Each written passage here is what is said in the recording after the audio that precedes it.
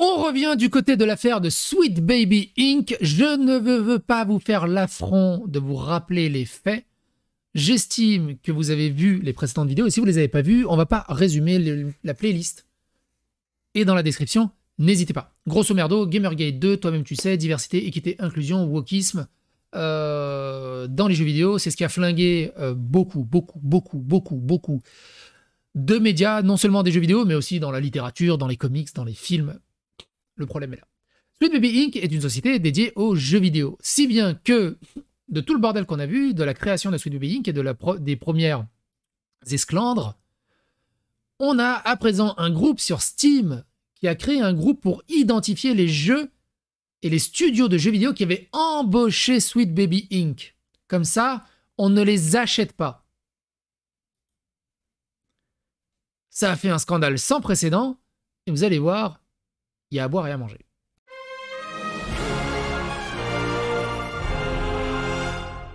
Attention, please.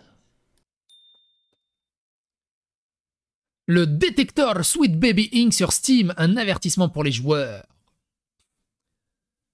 Ces dernières semaines, une nouvelle controverse a éclaté sur la populaire plateforme du jeu Steam impliquant la société Sweet Baby Inc. et ses prétendues pratiques contraires à l'éthique. Sweet Baby Inc. est une société de développement de jeux connue pour ses tactiques commerciales douteuses et le traitement réservé à ses employés.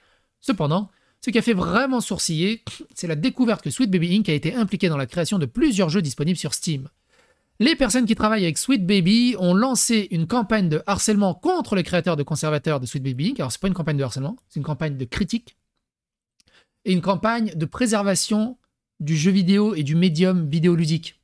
Parce qu'ils sont, Sweet Baby est en train de détruire ce médium. C'est des lanceurs d'alerte, c'est pas du harcèlement, faut arrêter de déconner.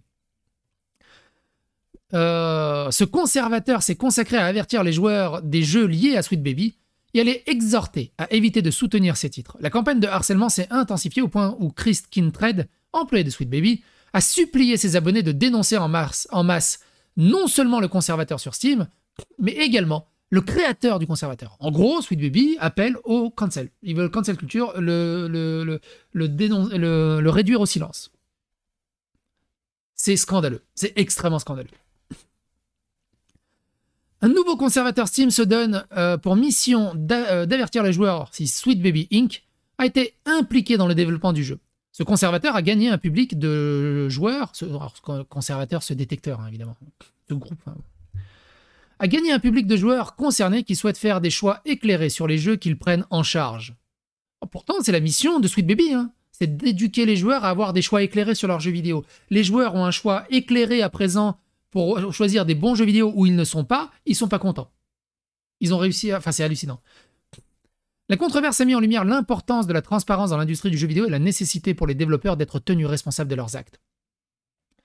As de Hill vs Babyface a récemment examiné Alan Wake 2, très bon Hill vs Babyface, un YouTuber qui traite, un user de jeux vidéo qui est très très cool.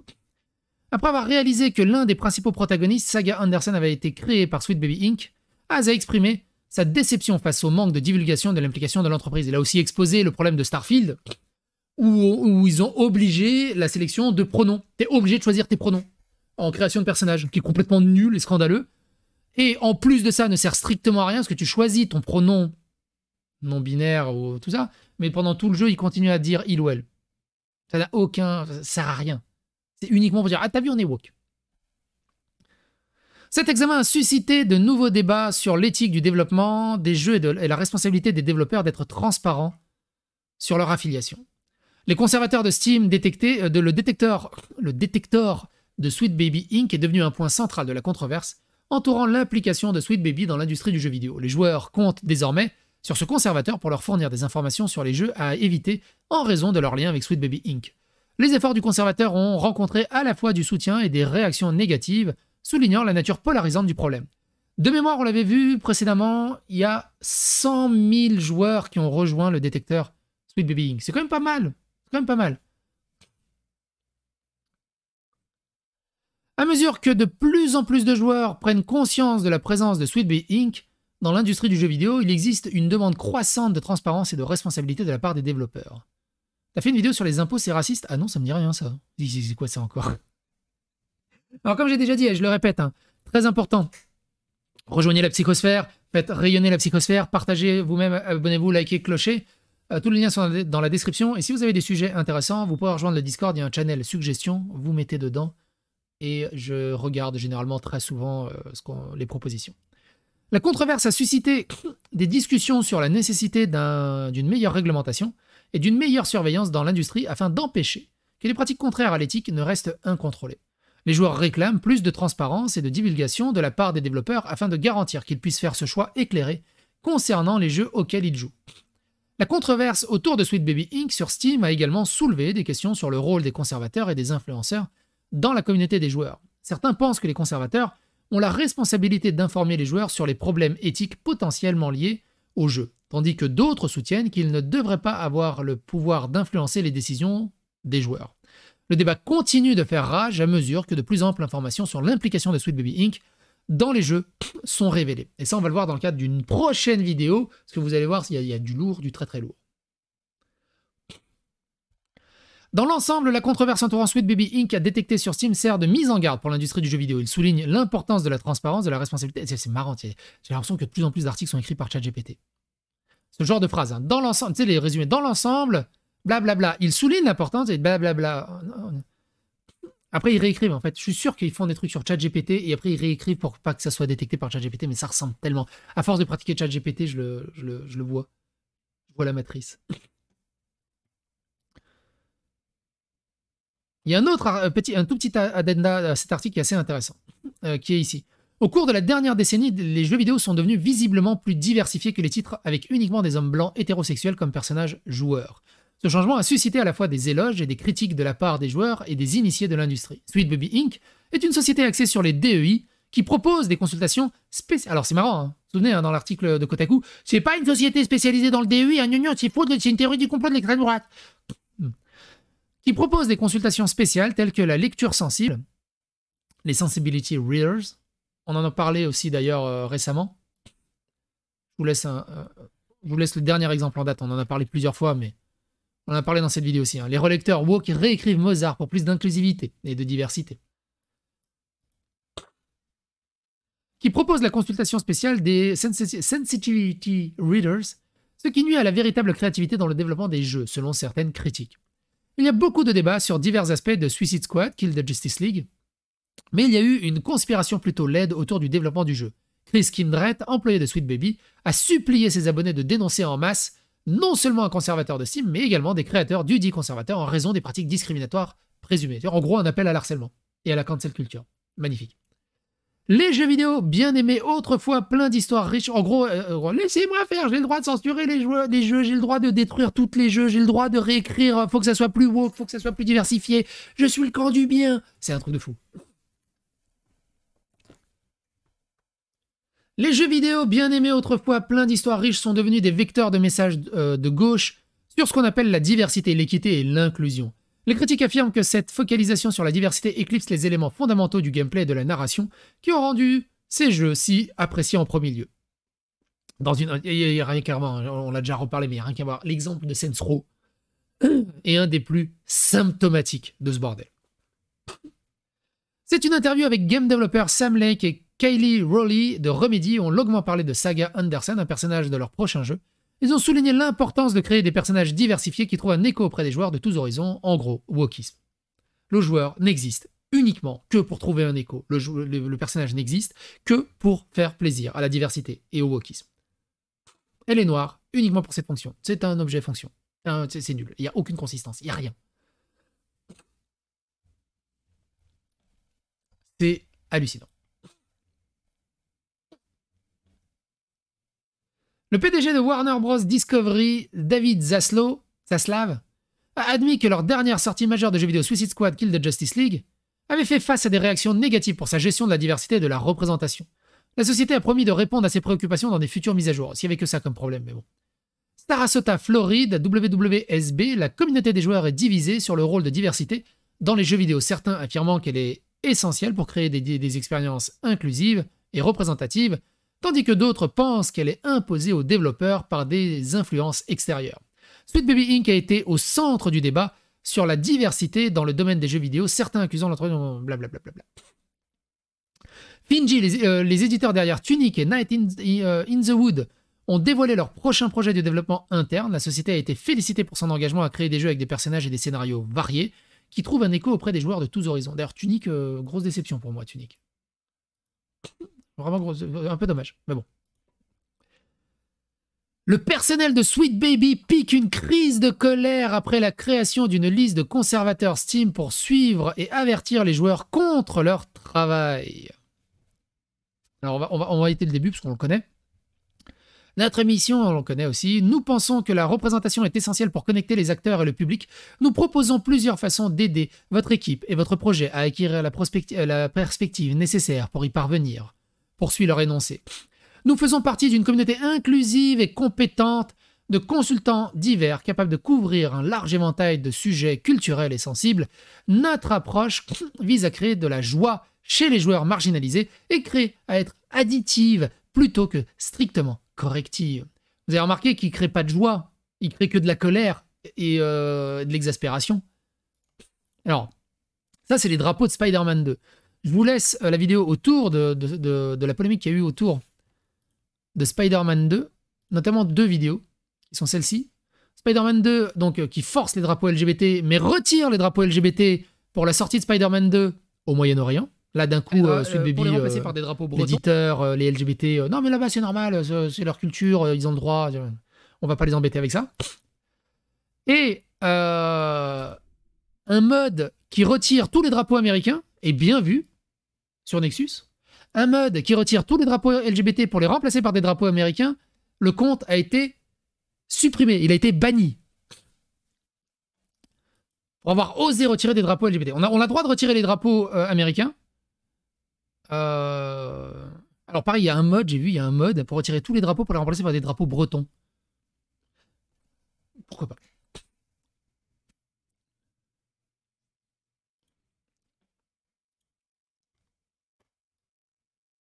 Donc Alan Wake 2, God of War Ragnarok, Marvel Spider-Man 2, tout ça, on en a parlé.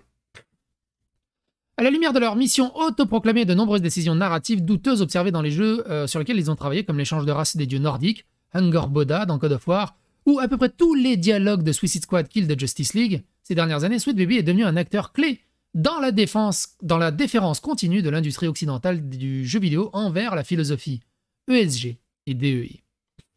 À cette fin 2024, un joueur insatisfait a créé une page publique Steam Curator intitulée à juste titre Sweet Baby Detector, dans le but d'avertir les autres concernant les titres disponibles sur la plateforme présentant le travail de l'entreprise.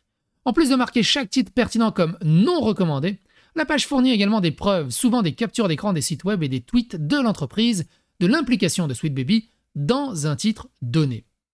Je vous invite à rejoindre ce détecteur si vous êtes un utilisateur de Steam. Moi, j'y vais très très peu sur Steam. Je suis un joueur console, donc c'est très très rare que je sois sur Steam.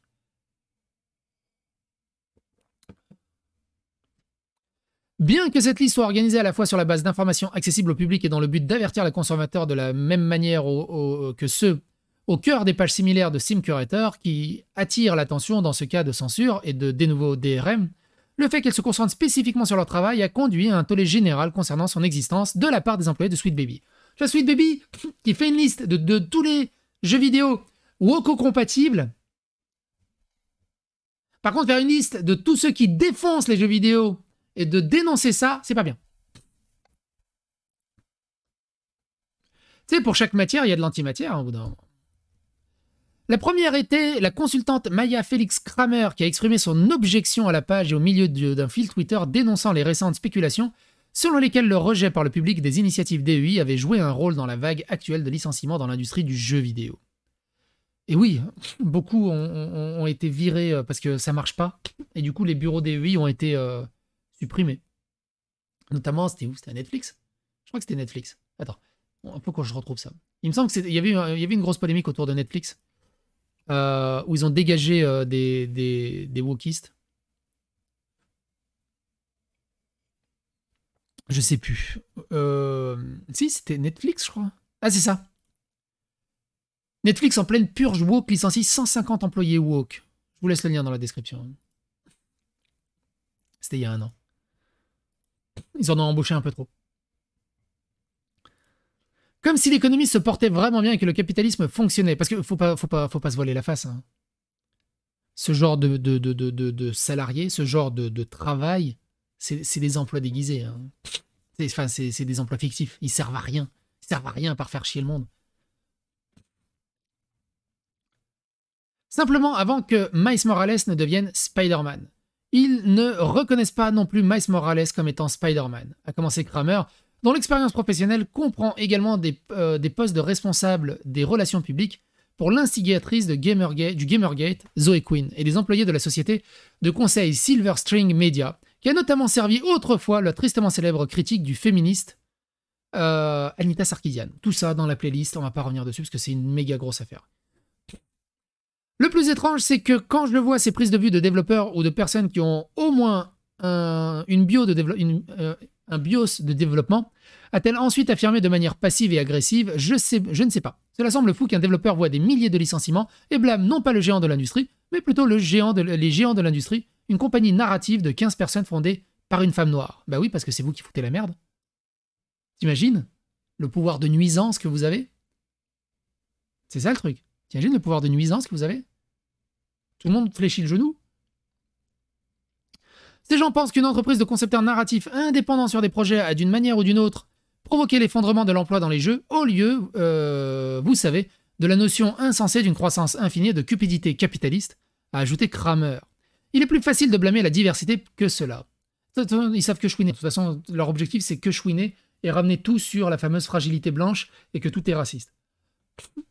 Je pense toujours qu'il est beaucoup plus probable qu'ils sachent que ce n'est pas le cas et qu'ils acceptent très bien d'avoir l'air stupide tant que cela justifie qu'ils soient bruyamment anti-woke. Quoi que cela signifie, nous savons tous que cela signifie. L'autre partie est que cela n'a pas d'importance si vous leur dites la vérité, a-t-il ensuite affirmé. Il semble que le DEI intervienne et change des jeux entiers, que les créateurs sont forcés par une main invisible, le gouvernement, BlackRock, je suppose, ainsi que juste des personnes de couleur en général, pour rendre des jeux plus inclusifs. Combattre la désinformation, ce serait formidable, mais les réseaux sociaux et YouTube ne sont pas équipés pour obliger les gens à faire de véritables recherches de bonne foi, a-t-il poursuivi, en fanfaronnant.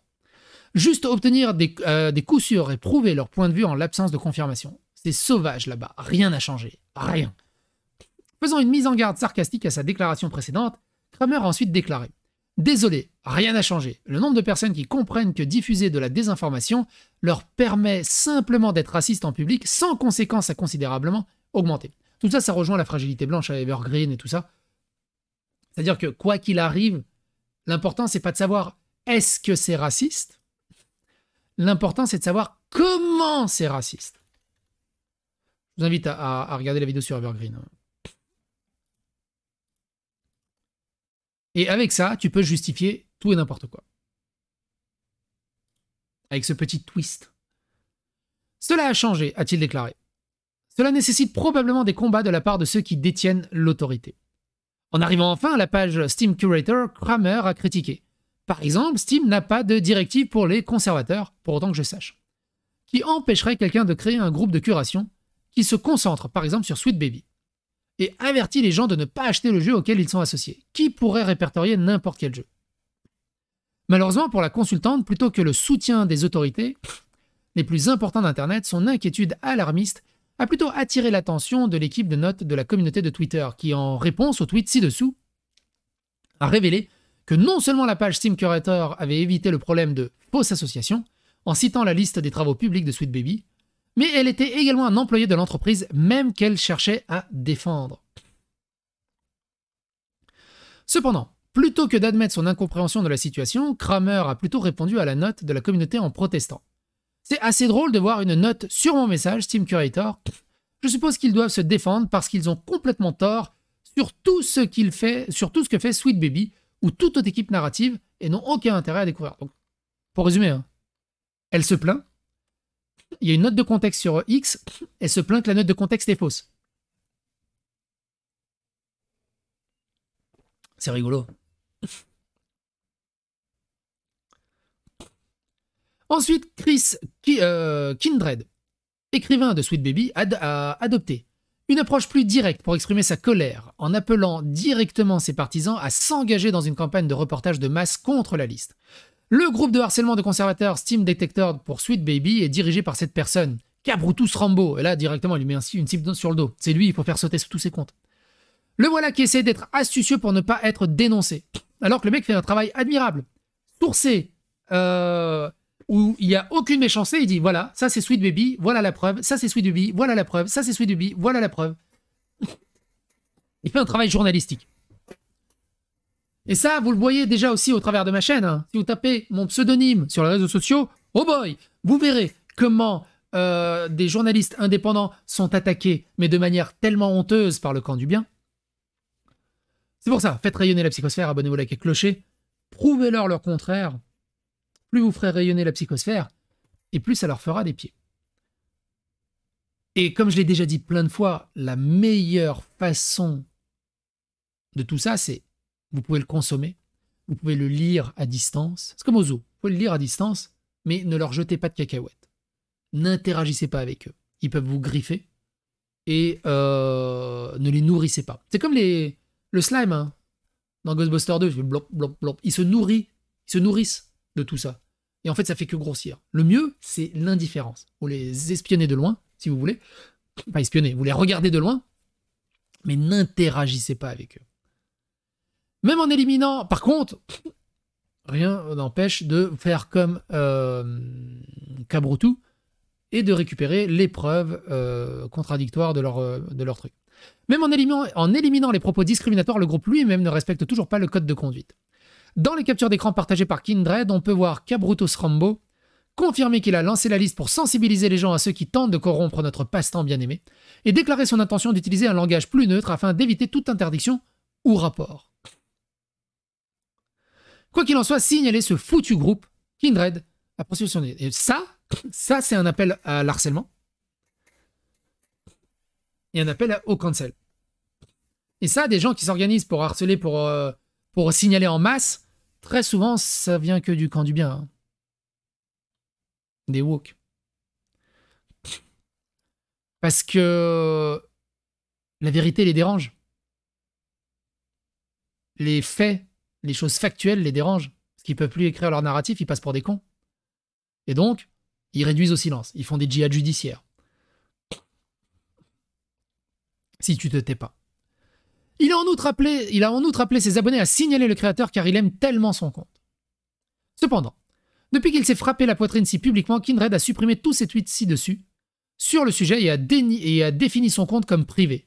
Le compte Twitter officiel de Sweet Baby a également verrouillé son compte. Quant au groupe Steam Curator, un effet stressant résultant des efforts de Kramer et Kindred a conduit le nombre de ses membres de passer de 9000 abonnés à 70 000 abonnés en 3 jours, soit une augmentation de 600%.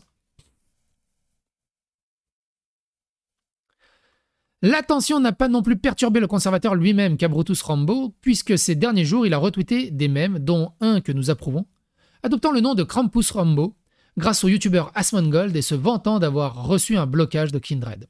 Cabrutus Rambo a également remercié ceux qui lui ont témoigné leur soutien. Mec, j'oubliais presque à quel point Internet peut être amusant. Merci à tous pour tous les messages de votre soutien, a-t-il écrit.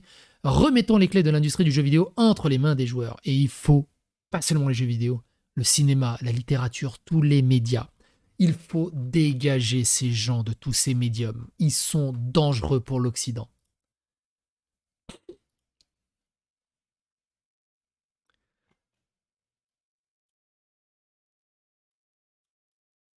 Conclusion à tout ça. Les employés de Sweet Baby échouent de façon spectaculaire en essayant de faire interdire le conservateur Steam. Blablabla. La liste blablabla, ça tout ça blablabla.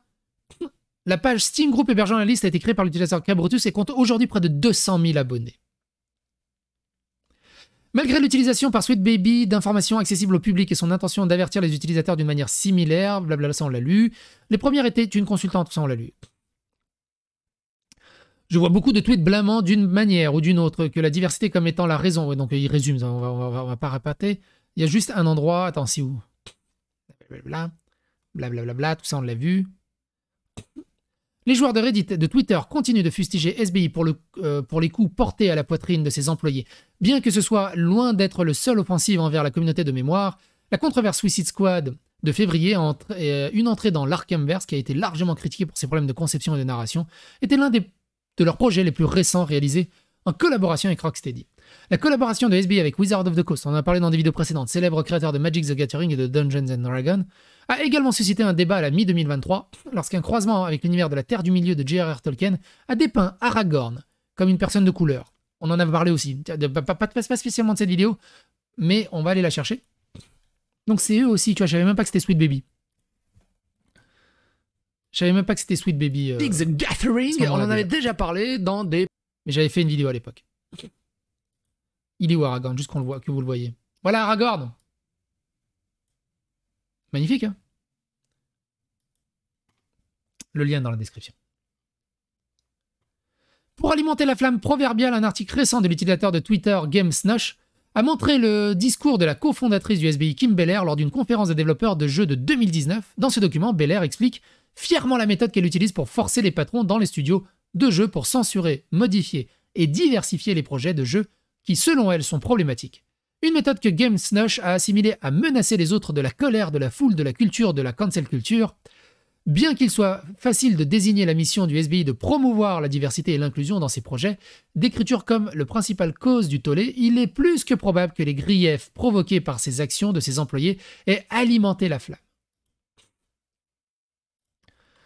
Et c'est pas fini, il y a une autre très grosse vidéo avec un autre article qui se concentre sur la directrice de Sweet Baby. Et on va en parler dans une prochaine vidéo. J'espère que cette série de vidéos autour de Sweet Baby vous intéresse grandement. Et à bientôt pour d'autres aventures.